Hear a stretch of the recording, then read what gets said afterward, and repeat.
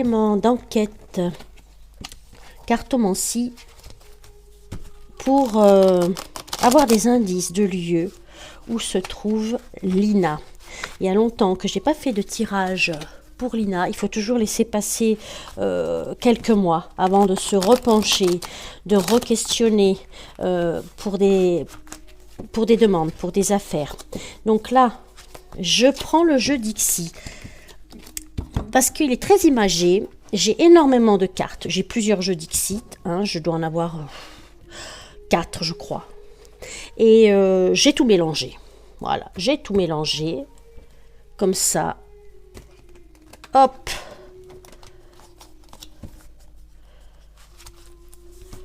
Il n'y a pas d'influence subie d'une manière ou d'une autre. Je les ai tous mélangés. Je ne sais plus qui est qui dans ce mélange. Voilà. Et donc, j'ai bien mélangé tous mes jeux en me concentrant sur Lina. Alors, je vais tirer 13 cartes et je vais demander à travers ces cartes d'avoir des réponses concernant le lieu où peut se trouver Lina, la personne de Lina. Alors, 12. Ah bah tiens, j'en aurai une 13e pour faire la synthèse. Alors, j'espère qu'on voit bien tout. Oui, ça a l'air. Ok. Je demande toujours, quand il s'agit de personnes disparues, de retrouver personnes et objets disparus, l'aide de Saint Antoine de Padoue. Donc, je remets bien mon jeu à l'endroit. Parce qu'elles ont été mélangées. Ok. Lina, indice de lieu avec le Dixit qui est très imagé. Donc, c'est pas un tarot, c'est pas un oracle. C'est un jeu de société avec des indices imagés. Et souvent, très parlants. Et je trouve que là, ça peut être approprié en ce qui concerne la disparition de Lina. Donc, c'est plus à savoir qui, quoi, comment, c'est savoir où. On y va. Où se trouve Lina? Alors là, on a un personnage influent, un empereur, qui pourrait presque faire penser, là, assis comme ça, aux arcanes majeurs, aux arcanes mineurs, pardon, un roi d'épée mélangé avec un roi de coupe. C'est quand même étrange, hein. Un roi d'épée avec un roi de coupe. Alors, il est au milieu de... C'est bien de ne pas passer à côté de tout ce qu'il y a sur cette image, hein. C'est toujours... J'espère qu'on voit bien. C'est toujours bien parlant. Bon, c'est quelqu'un qui est auréolé d'une couronne de laurier. On dirait Jules César, hein, ça représente quelqu'un qui a... Et ça pourrait aussi faire penser à l'arcane de l'empereur, également. Décidément, on peut retrouver des symboles du tarot, du Rider ou du Marseille, là. Alors, effectivement, cet homme tient dans sa main une coupe qui déborde. Il est apparemment... Il est assis sur de l'argent, sur de l'or, et il a beaucoup d'abondance. Il est également entouré de flammes. Alors, un homme influent, assis sur un trône, avec une coupe. Bon, une coupe, un liquide rouge, hein. Ok. Bon, on va continuer. Moi, je voulais des indices de lieu. Alors là, c'est intéressant. Parce que dans cet indice de lieu, j'ai une jeune femme typée qui joue du trombone, mais en fait c'est un trombone fait de bois, de racines d'arbres. Alors, il y a le symbole de la forêt, évidemment. Il y a l'instrument, les feuilles. Le trombone, on pourrait dire que c'est presque un gouffre, d'où sortent ces feuilles. Ouais, ça peut être intéressant. Je repose ma question. Il est bien de reposer, il est bon de reposer quand même toujours la question, hein, pour laquelle on est connecté avec les forces, hein, supérieures, afin de savoir où se trouve Lina, où se trouve la personne de Lina. Alors là, j'ai comme une décharge. J'ai comme une décharge publique avec des vieux objets à moitié enterrés. Et regardez bien ce que j'ai au milieu de cette décharge. Il y a comme un crâne qui apparaît là. Quelques ossements, un crâne au milieu de ces objets abandonnés de cette décharge. Ok. Et là, on a une fête foraine. On a une fête foraine avec des jeux d'enfants. Une girafe. Alors, on voit le corps de la girafe, mais on ne voit pas la tête, hein. La tête, elle est là. Elle est représentée là. C'est comme si on ne voyait pas le sommet de l'iceberg.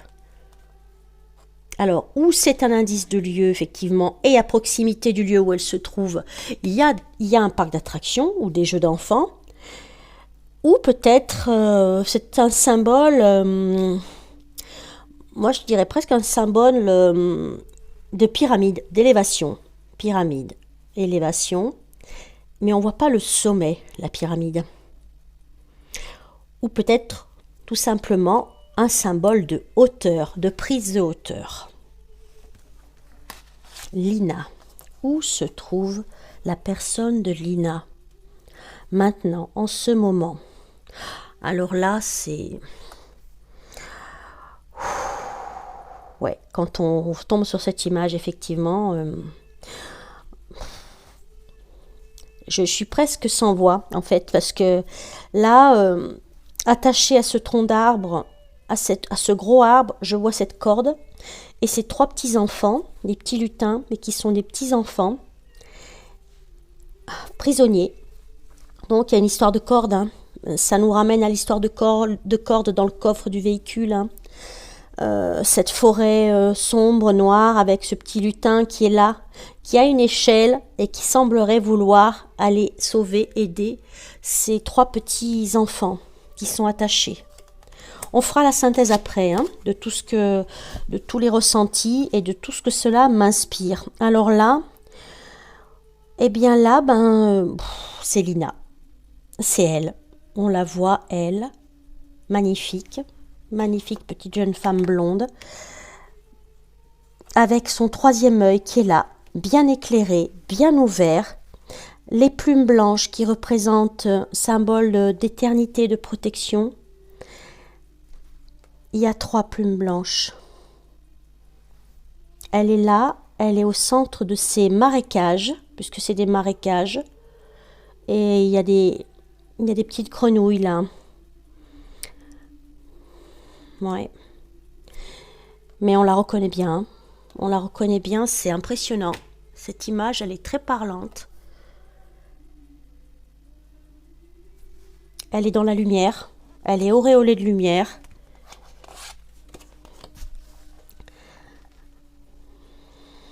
Lina qui est bien présente, hein. On est bien connecté avec ses énergies, avec cette affaire, il n'y a aucun doute là. Quand on tombe sur une carte comme ça, à savoir que dans le jeu Dixit, là, le nombre de cartes que j'ai, il y a peut-être 200 cartes, hein, en tout. Hein. On n'est pas loin des 200 cartes. Alors imaginez, sur 200 cartes, tomber sur une carte aussi frappante, aussi parlante. Là, on a le chaos, on a une pièce avec un remue-ménage pas possible, créé par une tornade qui rentre dans la maison, qui éclabousse tout, qui détruit tout. Avec un foyer, il y a tout qui vole en éclats. Ici, on a des personnages avec des valises. Il y a tout un manège de valises qui vont et qui viennent avec des chaînes. Ils ont des chaînes aux pieds. Ils sont enchaînés, ces personnages. Ils sont enchaînés à leur quotidien, ancrés. Ils sont habillés en noir. Ils sont pas très joyeux, hein. C'est des hommes et des femmes en noir, enchaînés avec des encres. L'encre, symbole d'ancrage, symbole de coercition, hein, là, hein, énormément, hein, avec toutes ces chaînes qui pendent, qui tombent du ciel, qui pendent, enchaînées aux pieds, waouh, c'est fort, hein, comme symbole, hein, quand même. Hein. On analysera le tout après. Hein. Et là, eh bien, on a encore une petite jeune femme blonde, une petite jeune fille blonde qui tient une grand-mère, on dirait que c'est une poupée. Une poupée qui, au lieu d'être une poupée qui représente un bébé, c'est une poupée qui représente une grand-mère. Ça alors. Ouais. Elle regarde ce vieux bébé dans ses bras.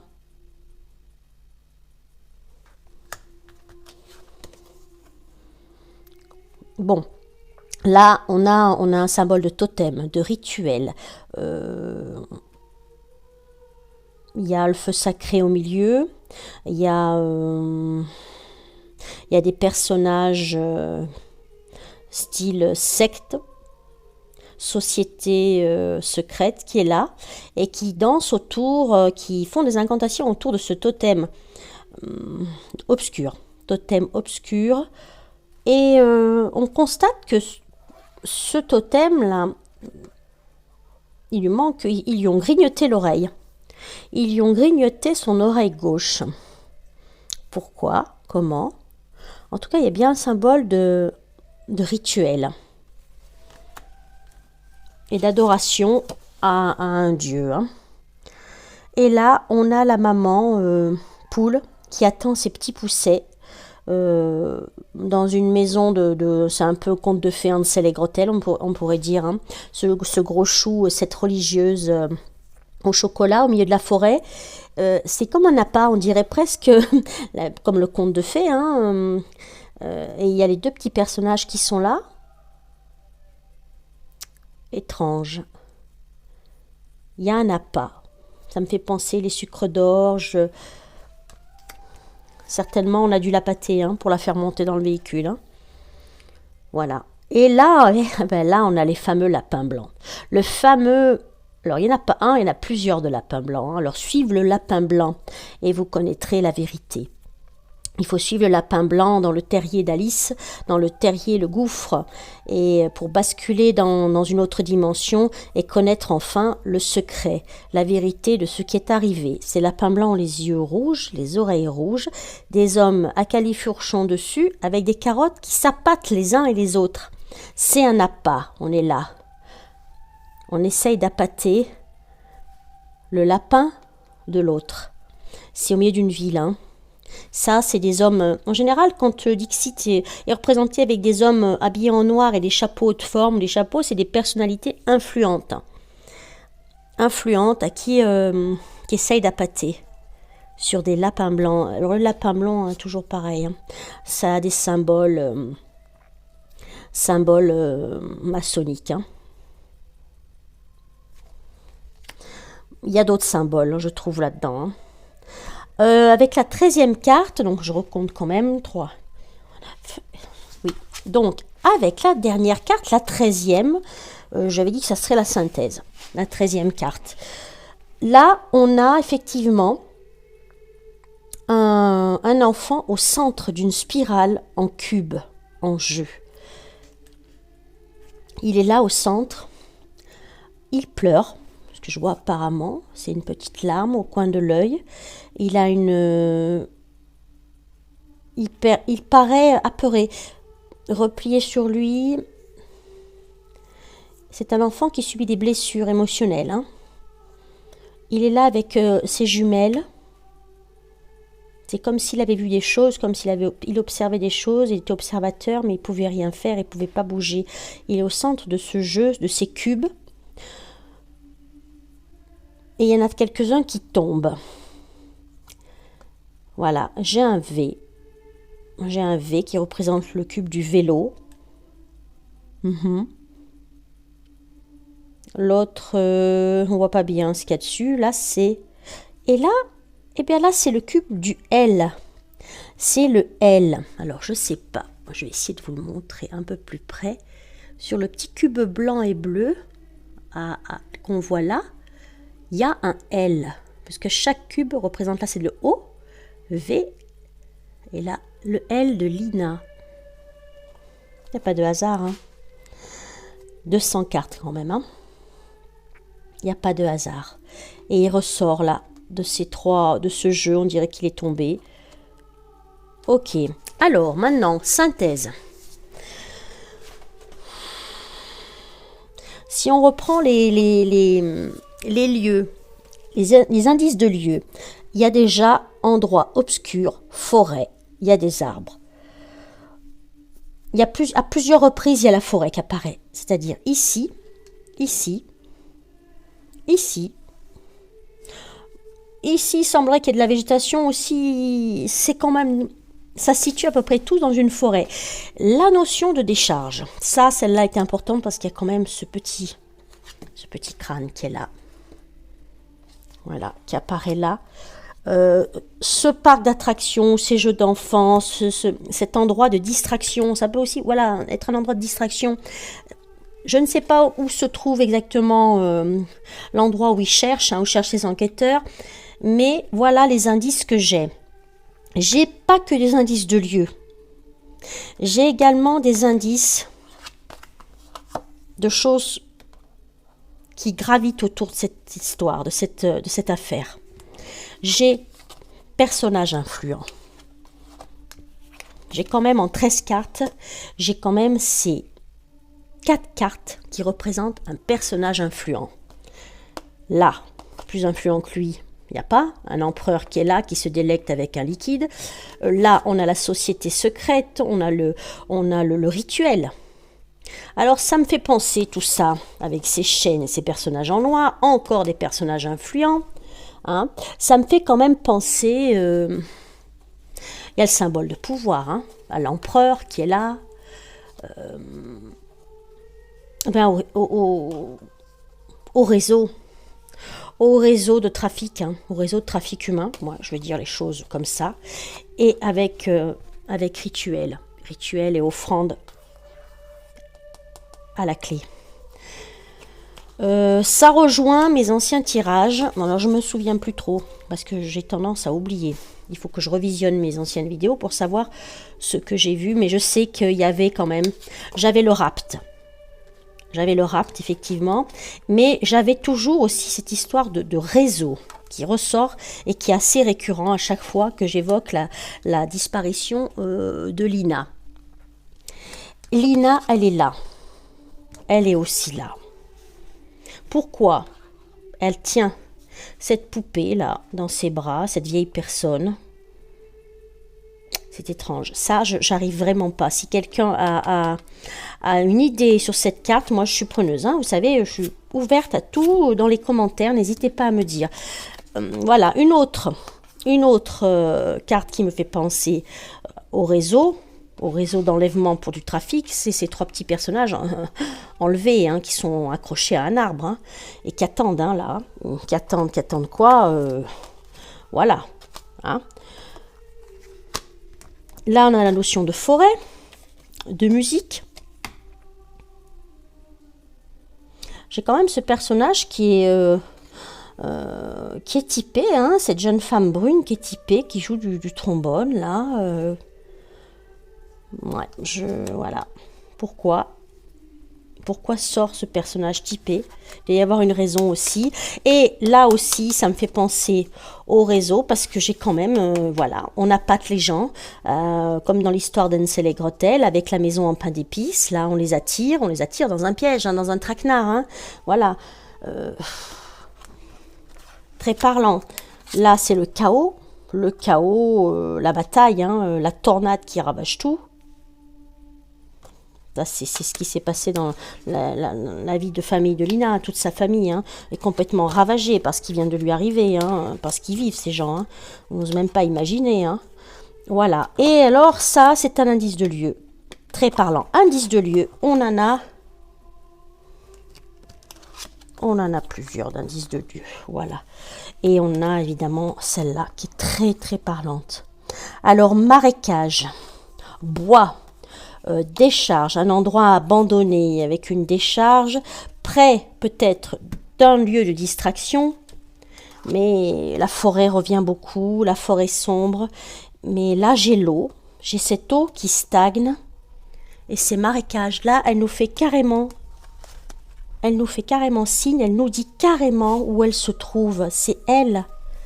C'est incroyable cette carte. C'est frappant. Mais elle est tellement jolie. Elle est tellement jolie, elle est entourée de lumière, hein, malgré ce fond d'interruption. Je reprends donc, je disais, pas plus parlant que cette carte. Cette carte qui la représente bien, elle est au centre. Elle est là, bien présente. Et elle nous indique. À travers ce jeu, il y a beaucoup d'indices. Beaucoup de clés. Il serait bon de revisionner, de revoir encore cette vidéo. Hein. Et puis surtout, n'hésitez pas à me donner vos ressentis et à me dire ce que vous en pensez. Et on prie fort Saint Antoine de Padoue. J'invite tous ceux qui suivent cette affaire à prier Saint Antoine de Padoue parce qu'il retrouve toujours tout. Il est très puissant et il faut garder l'espoir qu'on retrouve Lina. Qu'on la retrouve vivante, ça serait encore mieux. Voilà en tout cas pour ces indices du jeu Dixit sur l'affaire de Lina.